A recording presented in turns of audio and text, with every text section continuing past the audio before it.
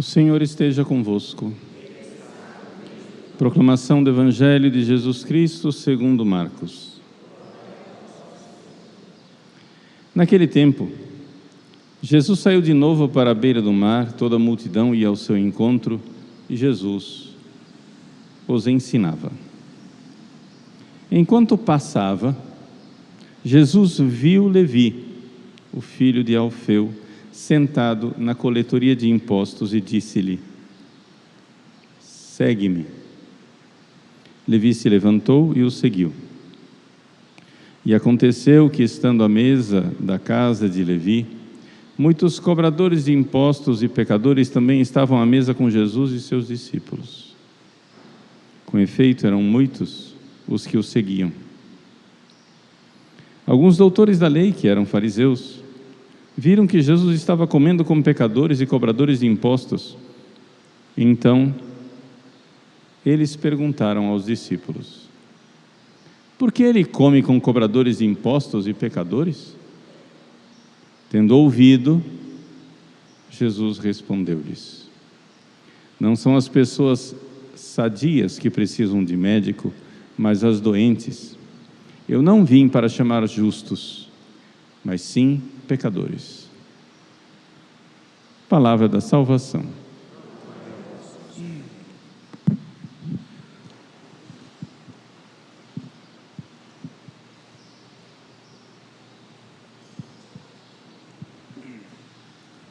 Meus queridos irmãos e irmãs, nós estamos lendo o Evangelho de São Marcos e estamos no seu início.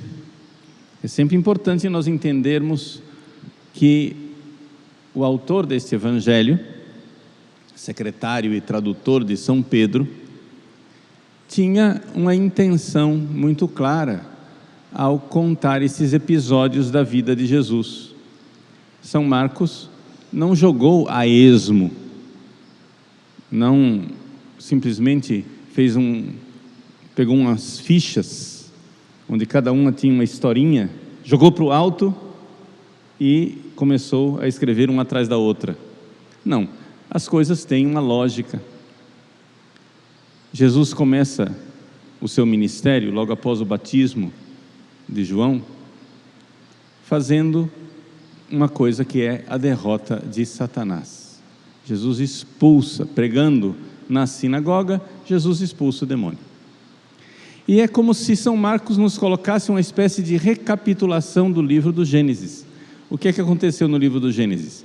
Primeiro, quem caiu? A serpente. Satanás já tinha pecado quando começa a nossa história. Depois, caiu a mulher. E por convite da mulher, caiu o homem. São Marcos então narra a expulsão de Satanás na sinagoga, a cura da mulher na febre, a sogra de Pedro, e a cura do homem, a purificação de um leproso. Aqui ele está mostrando claramente que trata-se de uma batalha do bem contra o mal, de Deus que veio perturbar Satanás no seu reino. Satanás reina neste mundo, desde que nossos primeiros pais, Adão e Eva, caíram e se colocaram debaixo do seu domínio. Então Jesus já vem para expulsar Satanás, sinagoga, curar a mulher, a sogra de Pedro, e curar o homem, o leproso.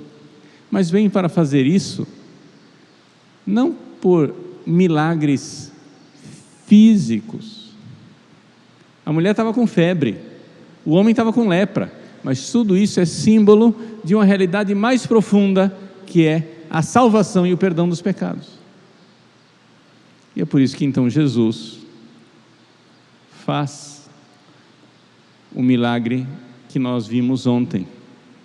Um homem claramente precisando de um milagre físico, o paralítico, ele olha para ele e vê o que ninguém vê: a necessidade do perdão dos pecados.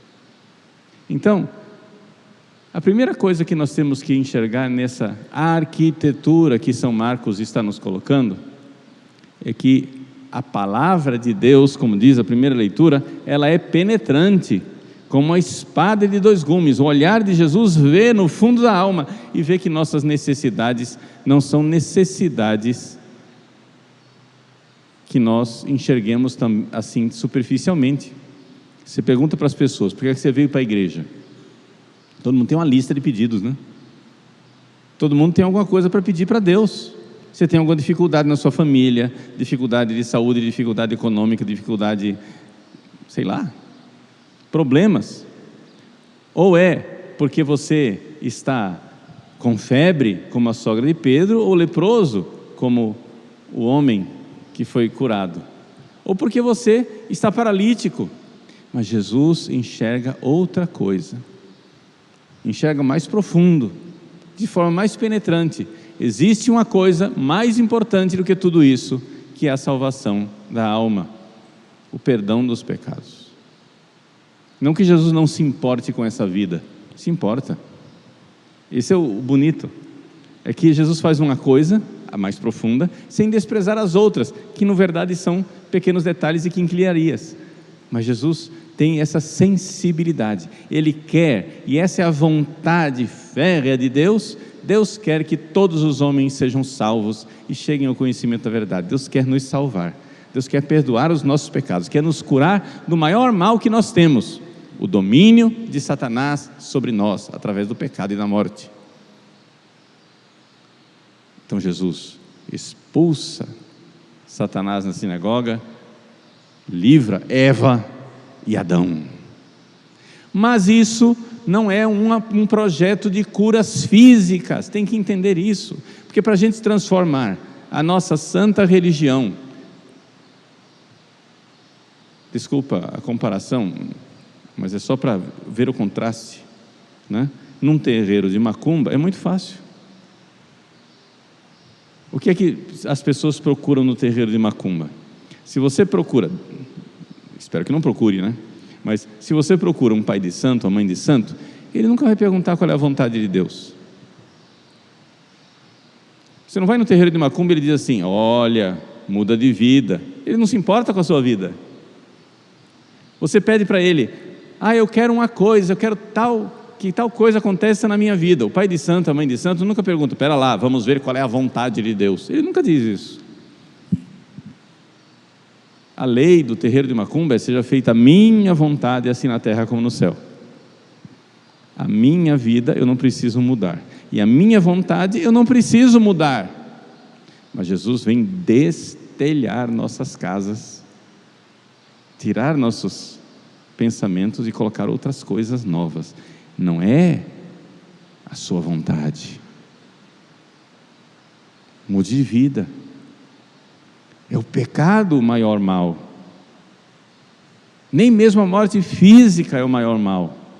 O maior mal é a morte eterna. E é com este olhar penetrante, com esta palavra, que é uma espada de dois gumes, que Jesus então inicia o evangelho de hoje. Até aqui eu simplesmente fiz uma introdução, para você ver o todo. Mas agora eu quero que você olhe o detalhe. Jesus saiu da casa de Pedro. Ele estava lá, era a casa dele. Jesus trata a casa de Pedro como sua própria casa. E o evangelho de hoje diz assim: ele saiu de novo da casa de Pedro. E foi para onde? E foi para a beira do mar. Cafarnaum ficava na beira do mar. Então Jesus saiu da casa de Pedro e foi lá para a praia. No caminho, Jesus notou o que ninguém notou. Jesus viu o que ninguém viu. Um pecador sentado na banca da coletoria de impostos. Quem era este pecador? Levi, diz o evangelho de Marcos. A tradição nos diz que esse Levi é o mesmo Mateus, apóstolo. É a mesma pessoa. E Levi, na coletoria de impostos, está lá fazendo o quê? Pecando. E que pecado era esse? Era o pecado de se corromper com o dinheiro dos impostos. Os publicanos, os coletores de impostos daquela época, eles podiam, no processo de cobrar impostos das pessoas para o Império Romano, podiam enriquecer nesse processo. Ficavam de fato ricos e eram pecadores corruptos. Quem se enriquece pessoalmente com o dinheiro dos impostos, a gente chama hoje de corruptos, não é isso? Muito bem. O que é que estava Levi fazendo na coletoria de impostos? Roubando. Ficando rico. Pois bem, essa seria a última pessoa que nós chamaríamos para ser apóstolo. Quem de nós escolheria essas pessoas, vamos usar a expressão popular, que mamam nas tetas do Estado? E o que é pior, veja só, quem é Mateus? Mateus é um corrupto que se enriquece e, enquanto isto, permite a ditadura e a opressão do imperador romano. É um colaboracionista da ditadura. Quem de nós não vê nisso, não é? O mal maior e mais grave do nosso país? O problema do nosso país não é que exista gente querendo implantar uma ditadura, é que exista gente prostituída o suficiente para se vender e permitir que implantem. Enquanto um grupo quer implantar uma ditadura com mão férrea, o outro, como Mateus, se vende e permite, e colabora, e ajuda. Existe coisa mais desprezível do que isso?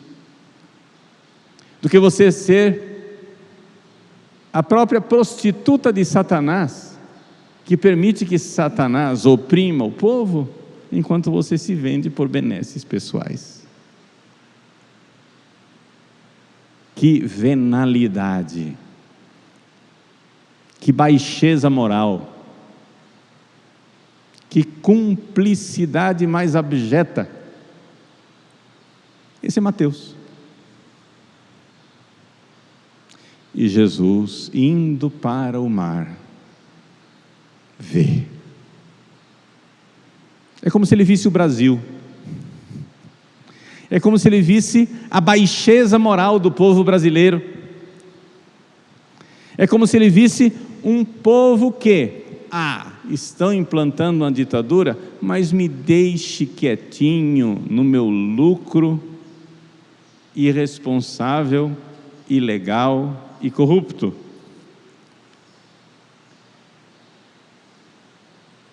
Jesus olha para a baixeza moral de Mateus, e nós, que jamais iríamos chamar Mateus, somos surpreendidos, porque Jesus o chama. Eis a vocação do Brasil. O Brasil tem uma vocação sublime, o Brasil tem uma vocação altíssima, o Brasil tem a vocação de ser a terra da Santa Cruz, de ser um povo evangelizado e evangelizador, de ser verdadeiro discípulo de Cristo, de ser verdadeiramente instrumento de salvação para o mundo, como o apóstolo Mateus. O Papa Francisco, quando escolheu o seu lema episcopal, ele escolheu uma frase que diz respeito a esta cena: miserando atque eligendo. Jesus teve misericórdia de Mateus e o escolheu, e o elegeu. Vejam, que coisa impressionante. Jesus não disse assim: Mateus, converte primeiro, depois eu te chamo para ser apóstolo. Não. Jesus pegou aquele vil pecador, aquele colaboracionista vendido, aquele corrupto sem vergonha,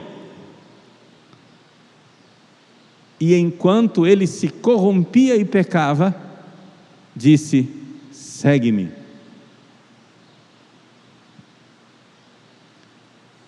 Vejam, a nossa vocação e a nossa conversão estão intimamente ligadas. É isso que nos ensina o lema escolhido pelo Papa Francisco. Miserando atque eligendo, quer dizer o seguinte: você é chamado a ser um grande santo e um grande apóstolo. Por isso mesmo, largue o pecado. Não é assim: larga o pecado e aí vamos ver o que é que eu vou fazer com você. Depois eu vou ver sua vocação. Se você se comportar direitinho, se você tiver só nota 10, quando você tiver todos os méritos e você tiver todo certinho, eu te chamo para ser um grande santo. Não! No meio da miséria, no meio do pecado, no meio da vileza, Deus nos chama para uma altíssima vocação. O Evangelho de hoje, portanto, é um farol para o Brasil. Por quê? Porque o brasileiro acomodado acha que é suficiente a mediocridade. Eu vivo no pecado, eu vivo no carnaval, eu vivo na droga, eu vivo no sexo desregrado, eu vivo no jeitinho brasileiro da venalidade de quem se vende e encontra o seu lugarzinho à sombra, eu vivo me aproveitando. Não vamos ser radicais. O brasileiro é isso. Não, vamos viver na mediocridade. Pois bem, o Evangelho de hoje é um farol e diz assim: não, Deus não quer somente que vocês saiam do inferno para a mediocridade. Deus quer que vocês saiam do inferno para as alturas de uma vocação de santidade. O Brasil é chamado à santidade de um São Mateus, de pecador público, corrupto e vendido, um apóstolo que derramou o seu sangue por Cristo. Que salto, que mudança, que transformação. Miserando atque eligendo, tendo misericórdia de Mateus, porque não tinha outro jeito de salvar aquele Mateus. Jesus diz: então, só tem um jeito de eu te tirar do inferno, é você sendo um grande apóstolo e um grande santo. Portanto, para o Brasil só existe uma escolha. E quando eu falo aqui Brasil, não pense que eu estou falando de uma entidade abstrata, eu estou falando de você mesmo. Né? A gente fala assim, Brasil, aí pensa assim, 200 milhões, uma entidade abstrata. O Brasil não existe. O que existe é você. E o Brasil será alguma coisa se você for alguma coisa. O Brasil cumprirá a sua vocação se você cumprir a sua.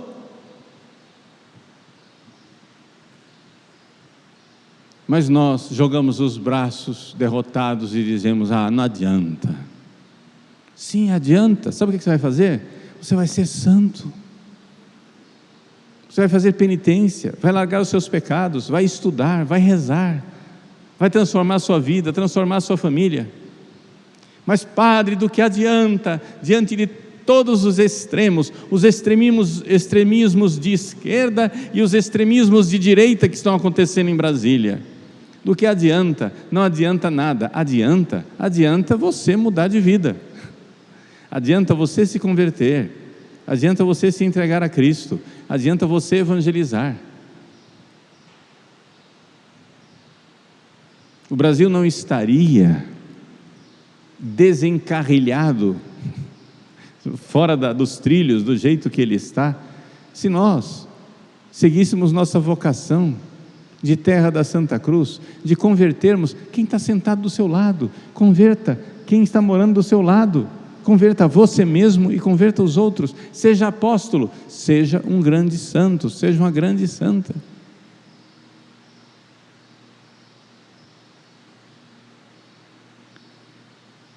Muita gente equivocada acha que ser cristão é ir lá em Brasília e matar em nome de Cristo. Mas o cristianismo não é isso. O cristão não é aquele que mata em nome de Cristo. O cristão é aquele que morre por amor a Cristo. Entreguemo-nos na sua vida, no seu dia a dia. Entregue-se nos braços de Nossa Senhora. Cumpra a missão do Evangelho. Mateus, segue-me. Mateus, deixa a sua vida de pecado e vai ser evangelizador.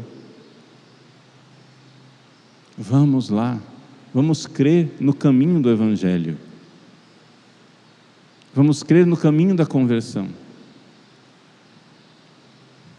Resumo de tudo que eu disse, para você não ficar perdido nessa floresta de informações. Primeiro comecei com a panorâmica do Evangelho de São Marcos.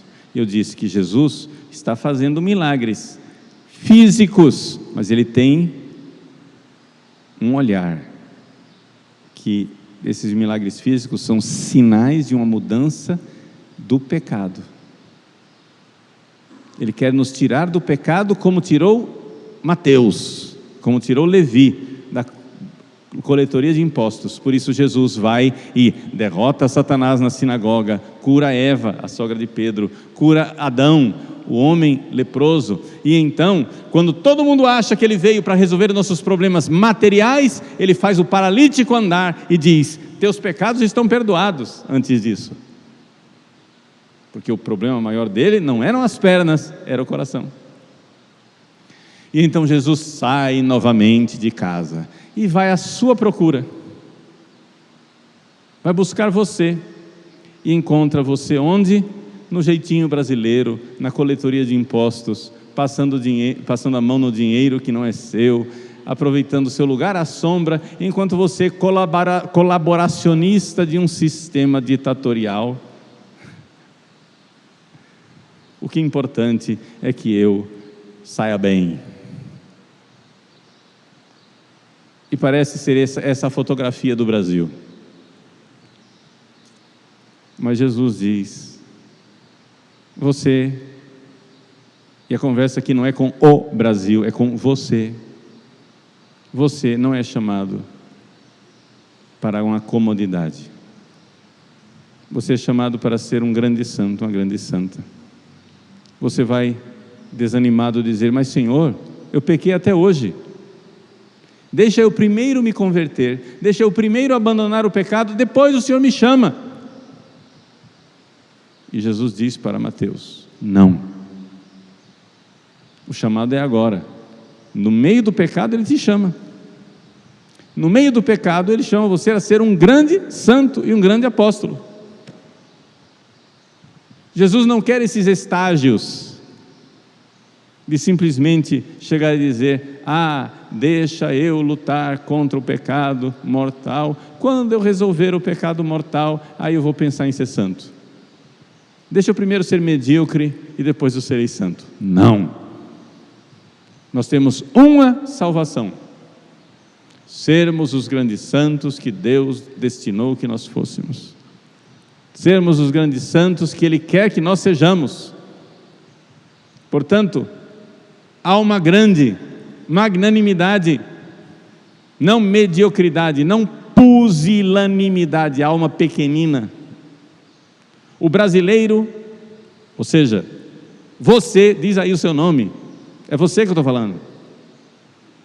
O brasileiro, porque toda nação tem um pouco a sua índole, o seu jeito de ser, o brasileiro peca por pusilanimidade. Nós facilmente dizemos assim: tá bom, vai fazer o quê?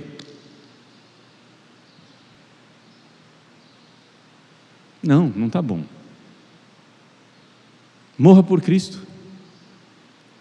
Morra por Cristo quer dizer o seguinte: morra para os seus desejos carnais hoje. Morra para a sua comodidade hoje. Morra para o jeitinho brasileiro que você... Não olhe para o pessoal lá em Brasília. Você Depois pode olhar para eles também, na hora de votar. Mas você,